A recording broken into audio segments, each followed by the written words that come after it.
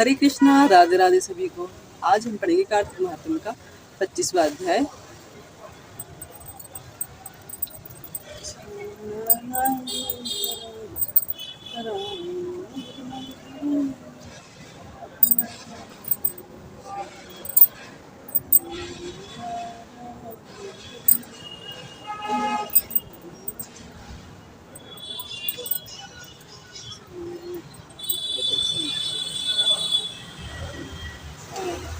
तीर्थ व्रत और दान के करने से समस्त पाप नष्ट हो जाते हैं, मगर प्रेत योनि में रहने वाले को इसका अधिकार नहीं है। परंतु तुम्हारे दुख को देखकर मैं अत्यंत दुखी हूँ और तुम्हारा दुख दूर के बिना मुझे संतोष नहीं होता है। तुम्हारे पाप बड़े भारी है, क्योंकि यह तीनों योनियों बहुत बड़े पाप करने वालों को ही प्राप्त होती है, और प्रेत योनि तो थोड़े से पुण्य से नष्ट भी नहीं हो सकती है। लेकिन मैं तुम्हें इस योनि से अवश्य में छुड़वाऊंगा। इसलिए मैंने जो कार्तिक का व्रत किया है, इसका आधा पुण्य तुम्हें देता हूँ, क्योंकि यज्ञ, ज्ञान, तीर्थ यह सब निश्चय ही कार्तिक के व्रत के पुण्य के समान नहीं है। नारद जी ने कहा, हे राजन, इतना कहकर धर्मदत्त ने उनको ओम नमो भगवते वासुदेवाय यह द्वादशाक्षर मंत्र सुनाया और तुलसी का जल उसके ऊपर छिड़क। बस फिर क्या था, क्षण भर में वह प्रेत योनि से छूटकर प्रज्वलित शिखा के समान दिव्य रूप धारण करके लक्ष्मी के समान सुंदर हो गई।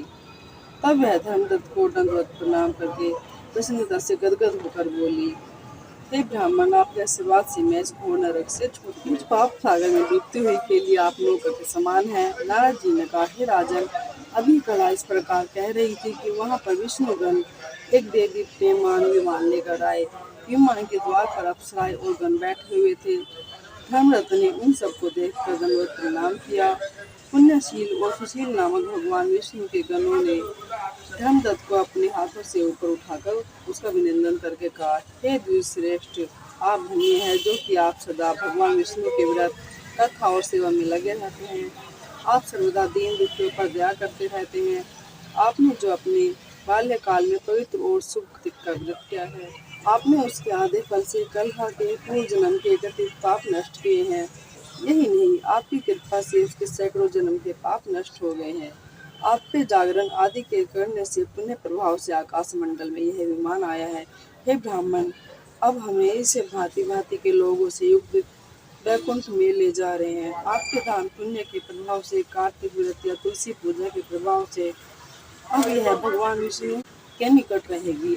आप भी इस जन्म के पश्चात अपने दोनों स्त्रियों सहित वैकुंठ लोक में भगवान विष्णु के समीप रहेंगे और मुक्ति प्राप्त करेंगे। हे दया सागर, वह मनुष्य धन्य है और जन्म उन्हीं का फलीभूत है जिन्होंने कि तुम्हारी तरह भगवान विष्णु की भक्ति की है, क्योंकि भगवान विष्णु अपने भक्तों का भला कर क्या नहीं देते हैं, वह सब कुछ देते हैं। जिन्होंने प्राचीन काल में तानपाद के पुत्र को दूर स्थान में पहुंचाया, जिन्होंने श्रीमन मात्र से प्राणियों की सदगति हो जाती है। प्राचीन काल में भगवान विष्णु केवल अपने नाम को स्मरण से ही ग्रह द्वारा पकड़े हुए हाथी को हस्ती योनि से मुक्त करके जय नाम देकर अपना पार्षद बना लिया। तुमने उसी विष्णु की सेवा की है, उसी से तुम अपनी दोनों स्त्रियों सहित 1000 वर्ष तक भगवान विष्णु के समीप निवास करोगे। जब तुम्हारा पुण्य क्षीण हो जाएगा, तब तुम पृथ्वी पर सूर्य वंश में अपनी दोनों स्त्रियों के साथ दशरथ के नाम से प्रसिद्ध राजा होंगे, तथा यह कलह तुम्हारे आधे पुण्य की भागीदार होने के नाते तुम्हारी तीसरी भार्या होगी।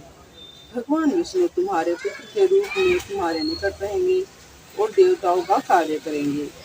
भगवान विष्णु को प्रसन्न करने वाले तुम्हारे कार्तिक व्रत से अधिक महत्वपूर्ण यहाँ दान, तीर्थ आदि और कोई भी नहीं है। हे दया सागर, तुम धन्य हो, क्योंकि तुम्हारे जगत गुरु भगवान विष्णु को प्रसन्न करने के लिए कार्तिक का व्रत किया है, जिसके आधे पुण्य के फल की भागीदारी इसका भाग को इस समय हम अपने साथ विष्णु लोक ले जा रहे हैं। जय श्री कृष्ण। बोलो बाकी बिहारी लाल की जय।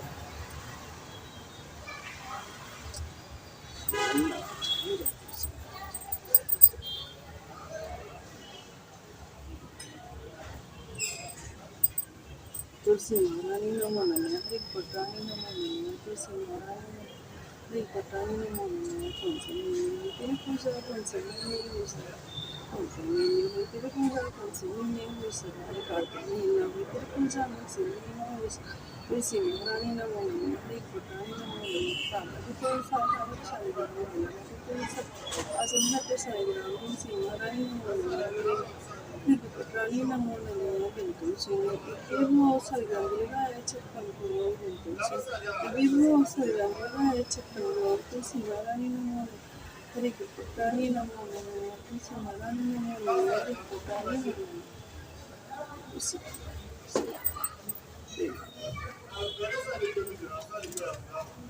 कार्तिक महाराज की जय। वीडियो पसंद आए तो वीडियो को लाइक और शेयर करें, चैनल को सब्सक्राइब करें। राधे राधे, जय श्री कृष्णा।